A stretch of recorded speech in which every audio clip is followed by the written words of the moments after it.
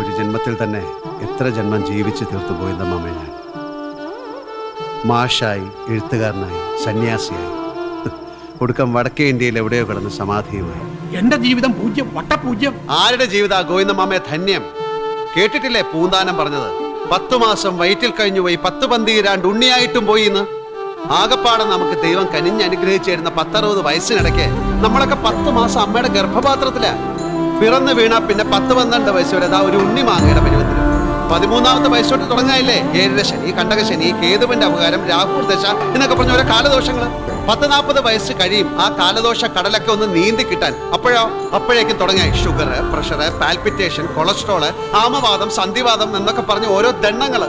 ഒടുക്കം മയോകാർഡിയാക് ഇൻഫ്രാക്ഷൻ എന്ന ഓമന പേരിൽ ഒരു ഹാർട്ട് അറ്റാക്ക്. ടീം ഒരു ബലൂൺ പൊട്ടിപ്പോണത് പോലെ പൊട്ടിത്തെറിച്ചു പോയില്ലേ? അതോടെ നമ്മുടെയൊക്കെ ജീവിതം. അസ്ഥിത്തറയിൽ ഒരു വിളക്ക് വെക്കണം. കഥകളിൽ മാത്രമല്ല ജീവിതത്തിൽ ഞാൻ പഴിച്ചുപോയെന്ന് ആ കാരണവരോട് എനിക്ക് കുറ്റമേറ്റ് പറഞ്ഞു. എന്റെ രുക്മാവതി ഏട്ടത്തെയും തിരഞ്ഞ് ഞാൻ തൊടി മുഴുവൻ കറങ്ങി.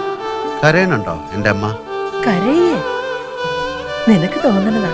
അല്ല, കലങ്ങിയിട്ടുണ്ട് അമ്മയുടെ കണ്ണ്. എന്താ പറ്റിയ സത്യം പറ. അതെ, അത് കരുതു പോയതാ. നിക്ക്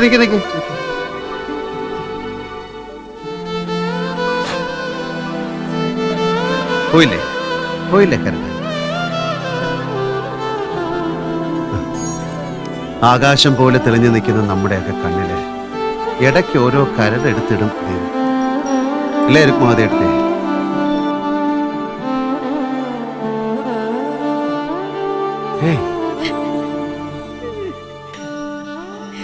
എന്തിനാ എന്റെ രുക്മാവതി അമ്മ ഇങ്ങനെ കരയണേ?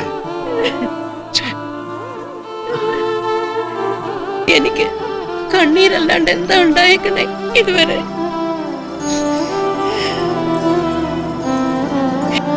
അവരെയൊക്കെ വേദനിപ്പിച്ച് അവരുടെ മുന്നിലെ ഒരു പരിഹാസ കഥാപാത്രമായി എനിക്ക് ജീവിക്കാൻ വയ്യ.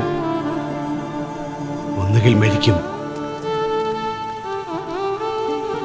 അല്ലെങ്കിൽ ഈ നാട് വിടും ഞാൻ. രുക്മാവതി അമ്മേ, ഒന്ന് ഹാപ്പി ആവെന്റെ ചക്കര മുത്തേ. ഇല്ല, ഇവിടെ ആർക്കും ഒന്നും പഴിച്ചിട്ടില്ല. ഒക്കെ ശരിയാക്കി എടുക്കും ഞാൻ.